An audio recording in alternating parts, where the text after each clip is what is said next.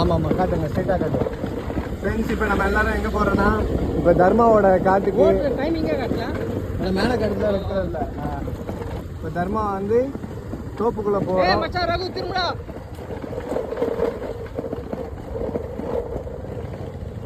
இப்போ தோப்புக்குள்ளே போயிட்டுருக்கோம். இளநீர் கொண்டு இளநீர் வெட்டி சாப்பிட்டு, அதில் நுங்கெல்லாம் வெட்டி சாப்பிட்டு அதுக்கப்புறம் நாங்கள் ஆற்றுக்கு போக போகிறோம்.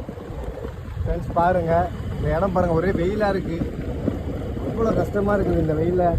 இதில் வேறு நாங்கள் இளநீர் குடித்து தண்ணியில் குடித்தா அவ்வளோதான், நீர் கோத்துக்கும். என்ன ஆக போகுதுன்னு தெரில. எல்லாம் யூரின் போக முடியாமல் உட்கார போகிறோம், அது மட்டும் நல்லா தெரியுது.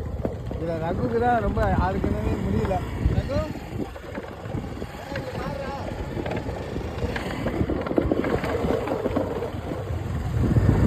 அவனை காட்டு, அந்த 2 பசங்களை காட்டு.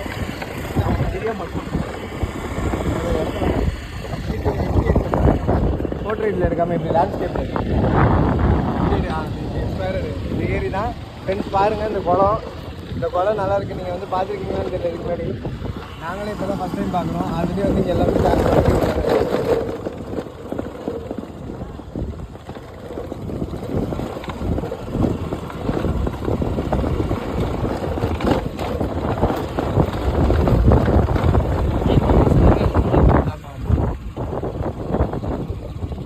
பார்த்தீங்கன்னா நம்ம சோழர்கள் வாழ்ந்த இடத்தை கண்டுபிடிச்சிருக்கோம். பைத்தியம் அது முன்னாடி ஒன்று இருக்கு பாரு, அந்த நாளில் கூட ஒன்று எதுவும். ஏன் இது என்னாச்சு, ரோந்து வருமா? பைத்தியம் வண்டியை நேரில் விட்றான்னு. வண்டி நல்லா விட்றான். அப்படி போ. ஏய் அங்கே வண்டியை விட்டுவோம், ஜனலாக விட்டுவோம். வீடியோ எடுறா அவனை. அண்ணா ரகு ஐட்டம்.